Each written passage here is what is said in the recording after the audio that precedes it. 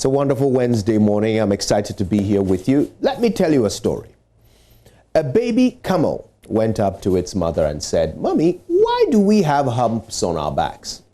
Mother camel smiled and said, "Well, my son, our humps are there to store water so we can survive long journeys through the desert."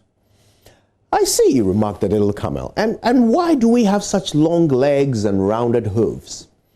Our long legs and rounded hooves are designed to help us stand and walk in the shifting sand.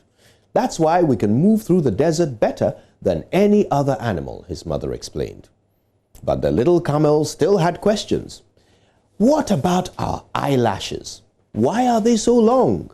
Again, with the infinite patience of a loving mother, she replied, "Well, they are to protect our eyes from the swirling sands during desert storms." The little camel stood quietly for a moment, chewing on the awesome knowledge his mother had just dropped. And then he said, "So the humps are for storing water in the desert.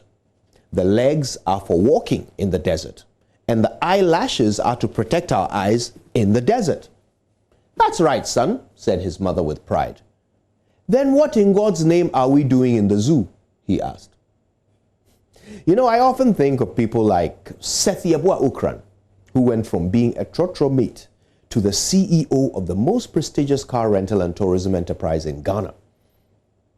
People like Mark Zuckerberg, who created a multi-billion-dollar empire with just a laptop. People like Dr. Daniel Macaulay, who started out selling buffruit in Labadi and now employs thousands of people across the globe in what is arguably Africa's finest shipping and logistics company, McDan Shipping. I think about these people and it becomes clear to me that all of them started out with just their brain and not much else. Just like you and I. So why are we not all millionaires and billionaires like them?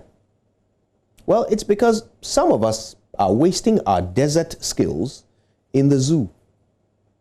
God gave us all a brain, the single most sophisticated asset, tool, and weapon all rolled into one. The only thing any human ever needs to thrive and succeed in this life. Your brain holds the power to change your destiny and that of those around you. But you've got to put it to work. Becoming a success is not easy. You have to survive the difficulties of the desert in order to enjoy the pleasures of the promised land. But God has given you exactly what you need to survive in the desert. Your brain. The brain is what McDan applied to that buffruit, Zuckerberg to his laptop, and Seth to his trotro. The formula is simple. Your desert plus your brain equals your success. Okay, we've established that the only way to your success is through the desert. We've also established that you have all you ever need to survive in the desert, which is your brain.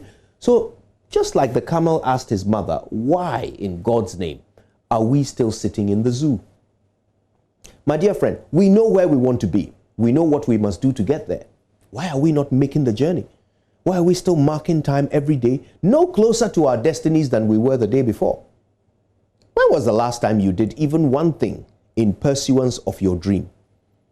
Why have we taken all the endless God-given potential and sat in the zoo with it for all these years? Today, let's start the journey. Let's pack our brains and venture out into the sand. It's going to be hard. We will suffer and get lost on the way, but God has already given us everything we will ever need to survive. So we will make it. My name is Kojo Yankson, and I was designed for the desert, so no zoo can hold me. Good morning, Ghana.